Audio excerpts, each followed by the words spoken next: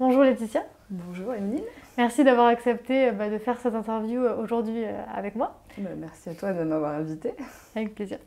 Donc dans un premier temps, j'aimerais savoir quel est ton parcours et puis qu'est-ce que tu fais aujourd'hui dans la vie. Oui. Alors, mon parcours. On va commencer à l'adolescence, puisque adolescente, je voulais devenir prof de maths. C'était vraiment mon rêve, mon projet. Puis finalement, les choses se sont fait autrement et je suis devenue ingénieure chimiste. J'ai travaillé 13 ans dans le domaine des matériaux de construction. Et à la naissance de mon fils, j'ai commencé à m'intéresser à l'éducation bienveillante et d'une manière générale au développement personnel. Donc j'ai fait le choix de me réorienter et j'ai créé une structure qui s'appelle Vivre son adolescence.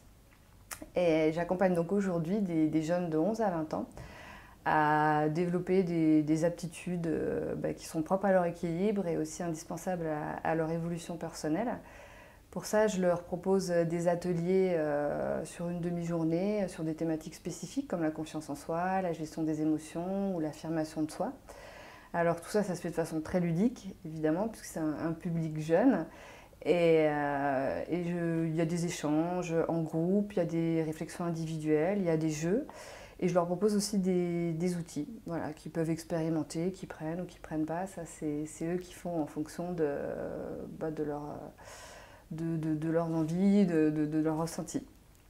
Je propose aussi des ateliers de méditation pleine conscience. Donc c'est la méthode d'Eline Snell, l'auteur de Calme et attentif comme une grenouille. Moi, je pratique à titre personnel et c'est vrai que je mettais un petit peu de méditation dans mes ateliers. Et il se trouve que les jeunes adorent en fait ces exercices sur la respiration. Et voilà, je me suis dit, ça peut vraiment être intéressant de pouvoir leur proposer et de le proposer même dans des établissements scolaires. Ouais. Et alors là, je souhaiterais lancer une activité extrascolaire aussi, un loisir sur fond de développement personnel, qui du coup se déroulerait sur une année complète, à raison d'une heure par semaine, comme on ferait du foot ou de la danse, en les faisant déjà travailler sur eux, la connaissance de soi, l'estime de soi, la confiance en soi, les émotions. Ensuite, se connaître dans la relation avec les autres, et puis comment communiquer de façon assertive. Et petit à petit, les orienter vers l'avenir, quels sont leurs projets, quels sont leurs rêves, qu'est-ce qu'ils voudraient voir changer dans la société de demain, puisque ce sera eux les adultes d'ici peu. Et donc toujours tout ça de façon très ludique, en faisant intervenir d'autres personnes, des professionnels du théâtre, des sophrologues, de la danse-thérapie. Voilà, faire quelque chose de dynamique, de punchy, avec vraiment un travail sur soi en fond. Pourquoi ça m'intéresse de le faire sur une année? C'est parce que je pense que autant les ateliers d'une demi-journée, ça peut être une bonne amorce, une bonne dynamique. Autant je pense que travailler sur soi comme ça sur une année, c'est leur donner des clés pour la vie en fait, parce que ça s'inscrit vraiment comme un ancrage pour eux. Donc voilà, c'est vraiment un projet auquel je tiens. J'ai réfléchi sur des formules aussi plus courtes, mais pour moi la durée est quand même importante.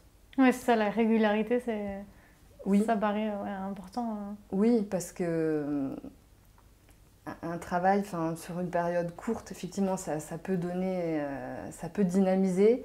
Je ne suis pas sûre que ça tienne forcément dans le temps. Et puis après, ça dépend des besoins. Je pense à des jeunes voilà, qui ont peut-être plus de souffrance, plus de mal-être en eux et qui ont besoin que ça s'inscrive vraiment dans la durée. Et l'expérience collective, c'est hyper riche. Enfin, on apprend énormément en écoutant les autres. Ils se rendent vite compte que derrière des apparences, ils ont tous plus ou moins les mêmes peurs. Donc ça, c'est important. Moi, je suis vraiment pour quelque chose de collectif, même si je fais l'individuel aussi, parce que tout le monde n'a pas, comment dire, n'a pas suffisamment d'assurance